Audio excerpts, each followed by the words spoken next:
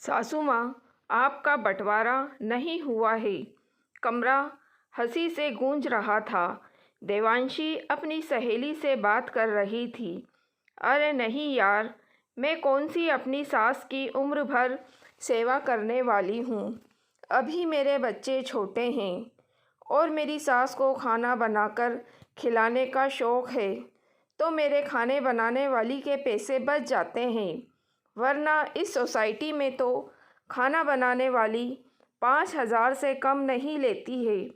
अगर मैं घड़ियाली आंसू बहाकर सास को यहाँ नहीं ले आती तो वो मेरी जेठानी अपने यहाँ के सारे काम करवाती और महारानी खुद आराम करती।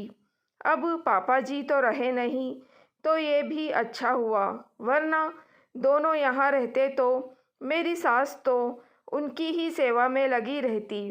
अब अकेली हैं तो चुपचाप सारे घर वालों के लिए खाना बना देती हैं, सब्जियां साफ़ कर देती हैं और भी छोटे छोटे काम हो जाते हैं। मेरी तो मौज हो गई है। किटी में आ रही हूँ, बस उसी की तैयारी में लगी हुई हूँ। अच्छा, फ़ोन रखती हूँ, अभी तो बुढ़िया बाथरूम में नहाने गई है, आती ही होगी। यह कहकर देवांशी पीछे पलटी तो देखा उसकी सास खड़ी थी। उन्हें देखकर देवांशी शर्म से पानी पानी हो गई। उसे कुछ कहते हुए नहीं बना। अब बारी सुषमा जी की थी। बहू, बाथरूम में वो गर्म पानी की मशीन से पानी नहीं आ रहा था और अच्छा हुआ जो नहीं आया।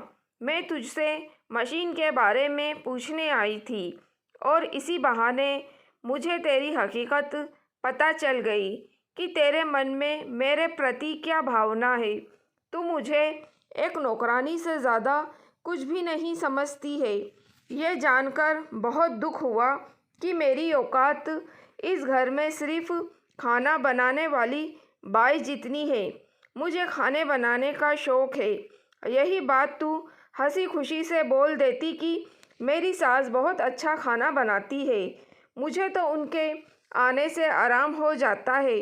वो तो माँ की तरह मेरी देखभाल करती है। सिर्फ 2 प्यार भरे शब्द सुनकर तो कोई भी इंसान खुश हो जाता है। मुझे भी बस प्यार और सम्मान चाहिए, वरना खाना तो वृद्ध आश्रम में भी मिल ही जाता है। ये जानकर बहुत दुख हुआ कि तुझे अपने ससुर जी की मौत का भी ज़रा दुख नहीं है। बहू, तेरी जेठानी इतने सालों से मेरी ही नहीं, तेरे ससुर जी की भी देखभाल कर रही थी, पर उसने तो कभी ऐसे कड़वे वचन नहीं बोले। वो मुझे माँ नहीं पर सास को जो आदर सम्मान मिलता है वो देती थी।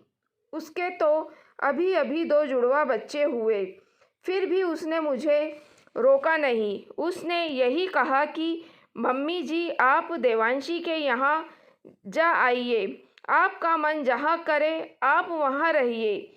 आपके 2 बेटे हैं, 2-2 घर हैं, आप कहीं भी रह सकती हैं। सासू माँ, आपका बंटवारा तो नहीं हुआ है, आप तो दोनों बेटों की माँ हो।